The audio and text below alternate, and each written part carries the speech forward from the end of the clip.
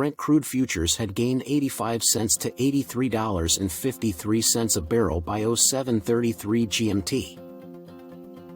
West Texas Intermediate crude rose 68 cents to $77.62 a barrel. Crude futures on Monday recorded their biggest daily drop in 2 weeks, after U.S. service sector data raised worries that the Federal Reserve could continue its aggressive policy tightening path.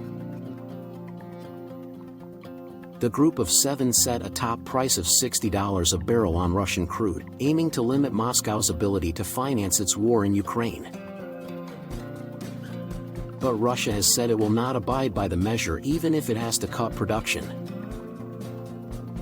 The price cap, to be enforced by the G7 nations, the European Union and Australia, comes on top of the EU's embargo on imports of Russian crude by sea and similar pledges by the United States, Canada, Japan and Britain.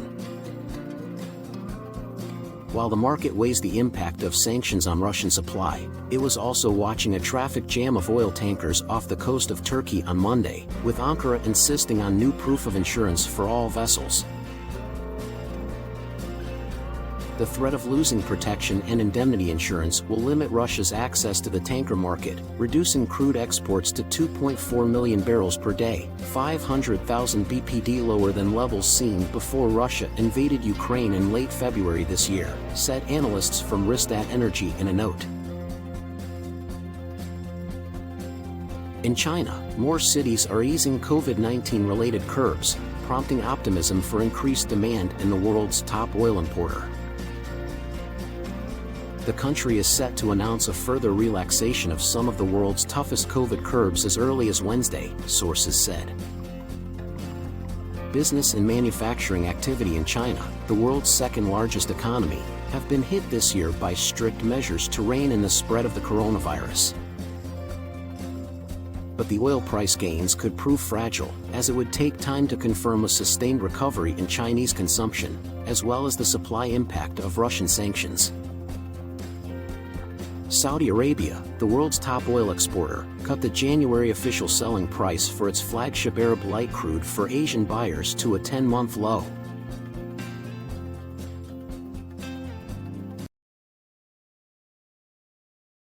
Senate candidates make last pitch in Georgia midterm election runoff. Conservative activist Scott Pressler told the group to make sure the targets of their door-knocking had a plan to vote in person on Tuesday or to submit their absentee ballots on time in the runoff between Walker and his Democratic opponent, Senator Raphael Warnock. "I'm here with you because I understand the gravity of this election," Pressler said. "A lot is at stake in the battleground state race, the most expensive in the 2022 cycle, with total spending of nearly $400 million, campaign finance data shows." Democrats secured effective control of the Senate in the November 8 general election, while Republicans won the U.S. House of Representatives.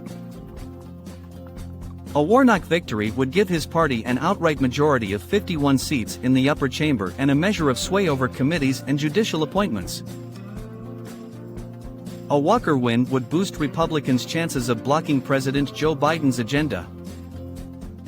More than 1.85 million Georgians have already cast a ballot during an early voting period, which closed on Friday, according to the Secretary of State's office, and the state set multiple single-day records for early voting last week.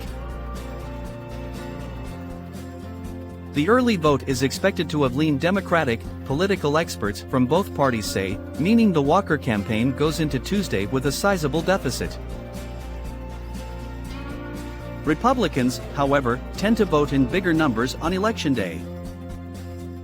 Recent polling shows Warnock slightly ahead of Walker, who was endorsed by former President Donald Trump. But the difference has been close to or within the margin of error.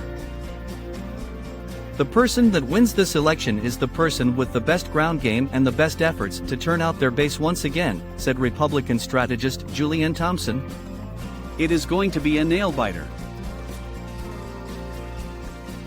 The surge in early voting is a sign that both campaigns have employed effective get-out-the-vote strategies, with Walker eating into Warnock's advantage as last week wore on, said Fred Hicks, a veteran Democratic strategist in Atlanta.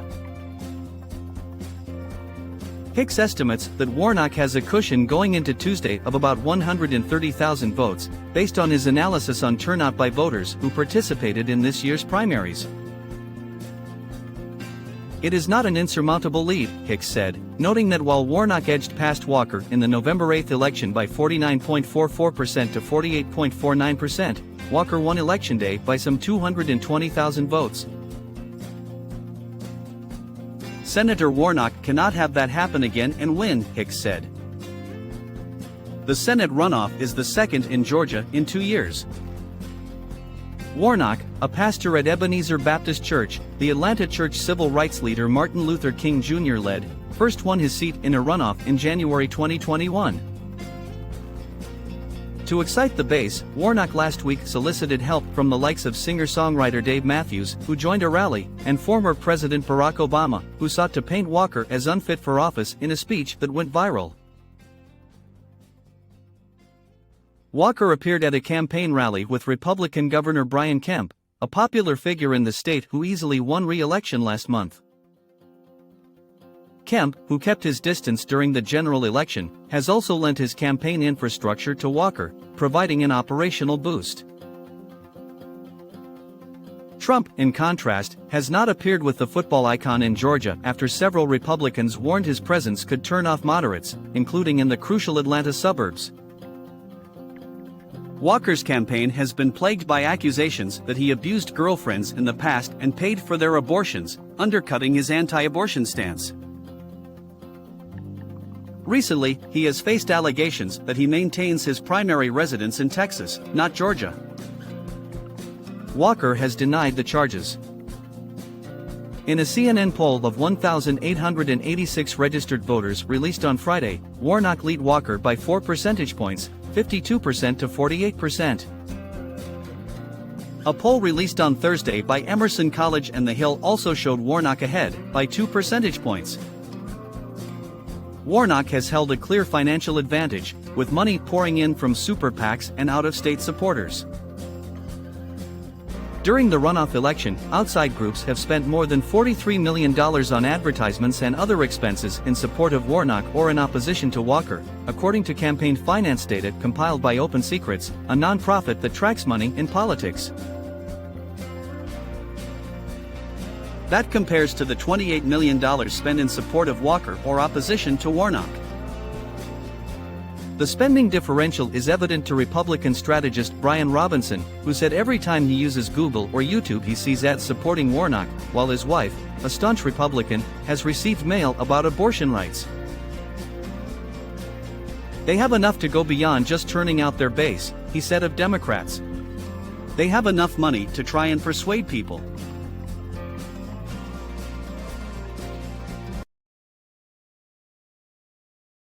Indonesia passes criminal code banning sex outside marriage. Indonesia's parliament has approved a new criminal code that bans anyone in the country from having extramarital sex and restricts political freedoms. Sex outside marriage will carry a jail term of up to a year under the new laws, which take effect in 3 years. The raft of changes come after a rise in religious conservatism in the Muslim-majority country. Critics see the laws as a disaster for human rights and a potential blow to tourism and investment. Several groups of mainly young people protested against the legislation outside Parliament in Jakarta this week. It's expected the new laws will be challenged in court. They apply equally to locals and to foreigners living in Indonesia or visiting holiday destinations such as Bali. Under the laws, unmarried couples caught having sex can be jailed for up to a year. Adultery will also be an offense for which people can be jailed. Ajeng, a 28-year-old Muslim woman living in the West Java city of Depok, said she was now at risk for living with her partner for the past 5 years. With the new law, both of us can go to jail if one of the family decides to make a police report, she told the BBC. I think living together or having sex outside of marriage is not a crime. In my religion, it's considered a sin, but I don't think the criminal code should be based on a certain religion. She said she had joined the nationwide protests in 2019 when the law had first been broached. She took the sign, "For the right to cuddle, I took to the streets." However, on Tuesday, Parliament unanimously approved the new code of over 600 articles. Rights groups say the new provisions disproportionately affect women, LGBT people, and ethnic minorities. Many businesses had also been opposed to the legislation, saying it discouraged visitors and investment. But lawmakers have celebrated overhauling laws dating back to Dutch colonial rule. It is time for us to make a historical decision on the Penal Code Amendment and to leave the colonial criminal code we inherited behind, Law Minister Yasona Lawley told Parliament. The new legislation contains scores of new clauses criminalizing immorality and blasphemy and restricting political and religious expression. Human Rights Watch's Asia Director Elaine Pearson told the BBC it was a huge setback for a country that has tried to portray itself as a modern Muslim democracy. The group's Jakarta-based researcher, Andreas Harsano, said there were millions of couples in Indonesia without marriage certificates, especially among indigenous peoples or Muslims in rural areas, who had married in specific religious ceremonies. These people will be theoretically breaking the law, as living together could be punished up to 6 months in prison, he told the BBC. He added that research from Gulf states, where there are similar laws governing sex and relationships, showed women were punished and targeted by such morality laws more than men. For the first time since its independence, Indonesia will make it illegal to persuade someone to be a non-believer. New defamation articles also make it illegal for people to insult the president or criticize state ideology. However, legislators said they had added defenses for free speech and protests made in the public interest. Indonesia is not a secular state, so it is a multi-religious state with an official ideology, Pancasila, which prioritizes no faith over any other. That was Indonesia's post-independence leader Sukarno's idea, to discourage large parts of the archipelago where Muslims are not a majority from breaking away. Political parties have responded to this and demanded tougher laws to police morals. Current leader Joko Widodo is from the syncretic Javanese tradition that adheres to a more flexible form of Islam. But his main preoccupation is his legacy of economic development rather than tolerance and liberal values. He has shown, for example in the jailing of former Jakarta Governor Ahok on blasphemy charges, that he's willing to give hardline Muslims some of what they want. By the time the new code comes into effect, Jokowi will have left office at the end of his second term.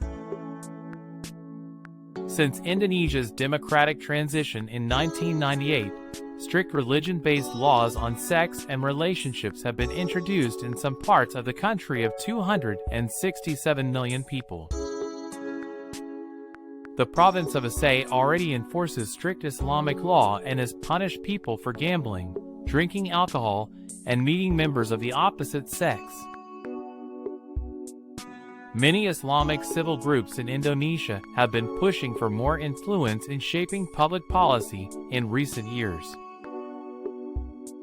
A previous draft of the code was set to be passed in 2019, but sparked nationwide protests, with tens of thousands taking part in demonstrations.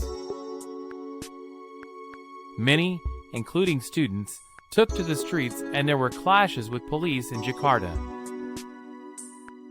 Ajeng said many Indonesians, who were not affected by the law had also protested in 2019 because people don't want their taxes to be used to send people to jail just for sex. People are angry that their liberty is being taken. Indonesia has plenty of problems like poverty, climate change, and corruption, but instead of solving a problem, they've created a bill that only adds to the problem.